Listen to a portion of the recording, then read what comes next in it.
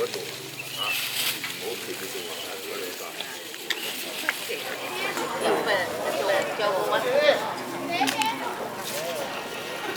ันนี้ก็ข้อฝากไปถึงพวกลูกล้านเนาะที่ว่าเกิดมาใหญ่หลุนนะอันนี้อยากให้สืบทอดฮิตของประเพณีของเขาให้สืบทอดไปตลอดไปนะเพราะว่าอันช่วงมาระยะนี้มันจะเพิ่นห่างๆนะเพราะว่าพระเจ้าก็คือว่าแล้วมีการเรียนกำหันก่อนเรียนเนาะก็ไล่เวียกแต่ว่าปฏิบัติได้แต่ว่าก็ขอให้พ่อแม่นะลูกบอกหลานนะให้สืบทอดให้พากันปฏิบัติให้มันได้สืบทอดอันที่ของประเพณีเฮานะให้มันอยู่คู่บ้านคู่เมืองออกไปสินะเจ้าทางนักข่าวสนใจเกี่ยวกับเรื่องผ้าพาดอันนี้ผ้าพาดอันนี้นี่มันเฮามาคิดบึงแล้วแหละมันเป็นของธรรมดาแต่หากว่าอันนี้เป็นของสำคัญที่สุดเฉพาะคนลาวของเขาและกับคนที่ถือศาสนาพุทธ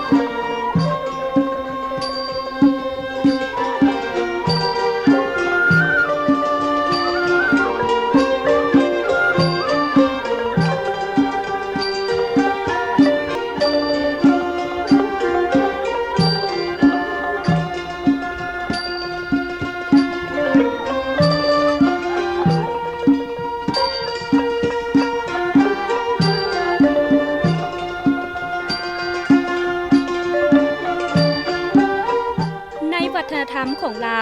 มีผ้าชนิดหนึ่งที่ปรากฏตัวในสังคมมาดนนานคือแพมนหรือผ้าขม่าแพมนหรือผ้าขม่านี้เป็นผ้าชนิดหนึ่งที่อยู่คู่คนลาวมาแต่ดนนาน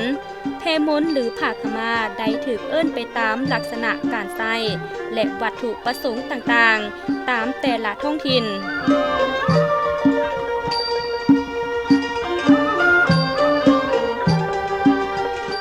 มนหรือผ้าขม่านั้นเป็นคำเอิ้นของคนลาวควบคู่กันไปในวัฒนธรรมลาวมีการคารวะสมมาพ่อแม่ผู้รักผู้ใหญ่หรือเจ้าโคตรลุงตาบ่ว่าจะเป็นพิธีขึ้นปีใหม่เฮือนใหม่วันคล้ายวันเกิดงานกินดองบาสีสู่ขวัญและงานสำคัญต่างๆ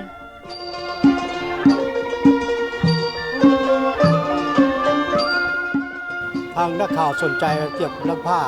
พาดอันนี้ผ้าพาดอันนี้นี่มันเฮามาคิดบึงแล้วแหละมันเป็นของธรรมดา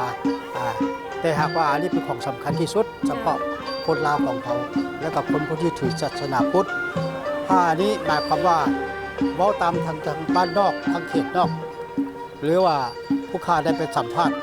ผู้เฒ่าผู้แก่อายุ90กับปีก็มี100ปีก็มีพระเจ้าก็ว่าตอบว่าเคยปฏิบัตินี้มาตั้งแต่พ่อแต่แม่แต่ที่จริงแล้วเขาก็บ่ฮู้จักเพราะว่าบ่ยอดขาดว่านักวิชาการบอกเลยว่าผู้ที่ฮู้อธิบายให้พวกผู้เฒ่าผู้แก่หรือว่าคนรุ่นใหม่นี้ก็ยิ่งบ่ฮู้จักฉะนั้นจึงขอโทษกันนะผ้านี่เขาเอ่ยว่าผ้าขมาหรือว่าขมาโทษขอขมาโทษผู้เฒ่าผู้แก่ขอขมาโทษครูบาอาจารย์นี่เพิ่นว่าผ้าขมาเด้อลูกเด้อแต่อยู่ทางเขตนอกทางบ้านนอกทางนั้นเขาเอิ้นว่าสบายว่าผ้าขมามันขมาจังได้จังบ่ผ้าสบาฉะนั้นเอิ้นว่าผ้าขมาผ้าขมาเอาเลยผ้าขมาฉะนั้นขออนุญาตบัดกรรมนำญาติพี่น้องนำเฒ่าแก่ทุกคนเฮาเท่าละลาบ่ฮู้ก็มีฉะนั้นต้องฮู้จักทางผ้าฝ้ายผ้าสงฆ์เอิ้นว่าผ้าสังฆาทางเจ้านายรัฐมนตรีเอิ้นว่าผ้าสายอำนาจจำเป็นต้องได้ใส่เพื่อแสดงถึงความเคารพนับถือความอ่อนน้อมตามที่ของประเพณีตามพุทธศาสนาต้องได้ใส่ผ้าอันนี้ถ้าแสดงความเคารพนับถือความอ่อนน้อมอันนี้เอิ้นว่าผ้าขาวม้าผมเป็นถือว่าเป็นของธรรมดาอันนี้นะให้เป็นของอันสำคัญที่สุดผ้าขาวม้าที่ของประเพณีของคนเราของเราเป็นอย่างนี้จะอยู่ประเทศใดก็ตามเขาก็สนใจได้เห็นได้จากผ้าจากเอาผ้านี่มาใส่บ่ใส่ก็ได้บ่นะบ่ใส่ก็ได้แต่หากว่าเขาถือศาสนาพุทธประเพณีของคนลาวเขาเป็นแบบนี้คนที่ถือศาสนาพุทธต้องใส่ผ้าอันนี้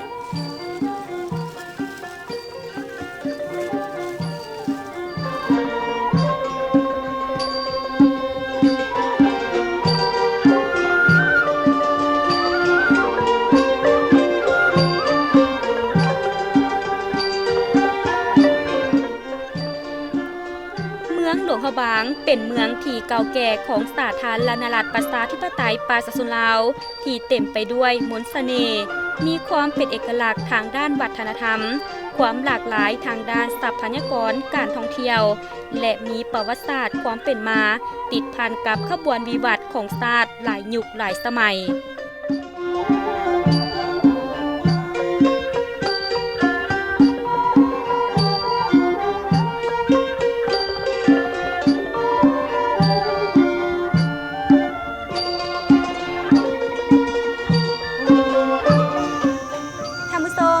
มรดกโลกหลวงพระบางแม่นมรดกโลกทางด้านวัฒนธรรมซึ่งได้ถูกจดเข้าในบัญชีมรดกโลกในวันที่ 9 ธันวาคม ปี 1995 ขององค์การยูเนสโกซึ่งได้สอดคล้องกับ3 มาตรเกณฑ์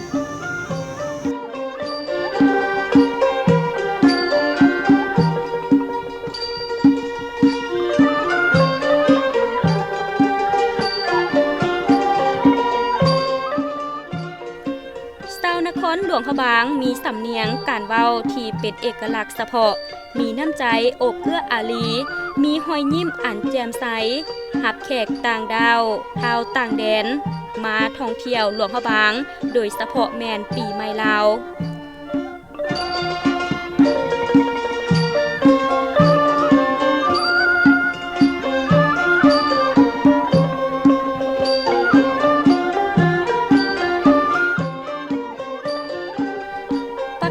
การใส่บาตรแมนกิจกรรมหนึ่งที่สำคัญของคนลาวชาวพุทธทั้งหลายโดยเฉพาะแมนอยู่หลวงพระบาง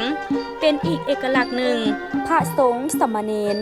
ออกบิณฑบาตที่เฮ็ดให้นักท่องเที่ยวรู้สึกตื่นตาตื่นใจในการใส่บาตรการใส่บาตรแมนกิจกรรมประจำวัน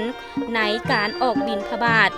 ซึ่งเริ่มแต่เวลา 5:00 น. ถึง 6:30 น.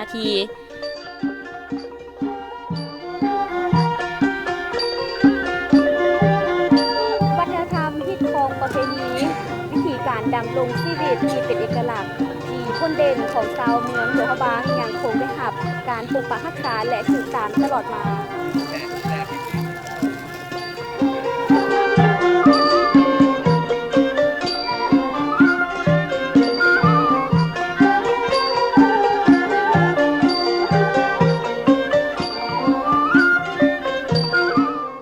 เจ้าสบายดีไหมตู้สบายดีเจ้าวิธีการดำรงชีวิตและวัฒนธรรมของชาวเมืองหลวงพระบางนี่เป็นอะไรอัน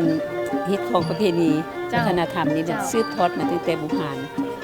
แล้วก็เขานี่มันลูกหลานสืบทอดมาล่างเหมือนเนาะตื่นเช้ามาก็ต้องมีการมาตักบาตรเนาะเจ้าแล้วก็หลังจากนั้นเราเขาจะตักบาตรไปแล้วเขาก็ไปห้างอาหารที่ว่าจะทำของกินนะเอาไปที่วัดนะไปวัดเพิ่นต้นแรงก็จะมีเขาก็จะต้องได้ไปวัดไปพระสวดมนต์เจ้าส่วนหลายเขาเห็นว่ามันมีคนต่างประเทศนำนี่แม่เห็นนี่มันเขาเจ้ามาใส่บ้านนี่ตลอดเลยบอกว่าคนเจ้ามาเห็นของประเพณีลาวเห็นเนาะแล้วก็เขาเจ้าก็เขามาอันนี้เป็นเอกลักษณ์ของหมู่หลวงพระบางอันนึงเพราะว่าตื่นเช้ามาต้องมีการตักบาตรนี่ใส่บาตรนี่แล้วเขาเจ้ามาเห็นแล้วเขาเจ้าก็สืบทอดเขาเจ้าจะเห็นแล้วเขาเจ้าก็มานะอันนี้ตัวนี้แหละเป็นที่ดึงดูดให้สาวต่างชาตินะเข้ามาเบิ่งนะแต่ก่อนให้มันแบบคือแม่เว้าแหละเรียบง่ายแล้วก็บ่มีแขกมีคนหลายจังซี่เด้แล้วก็เฮ็ดของประเพณีให้กับเป็นแบบว่าเด็กน้อย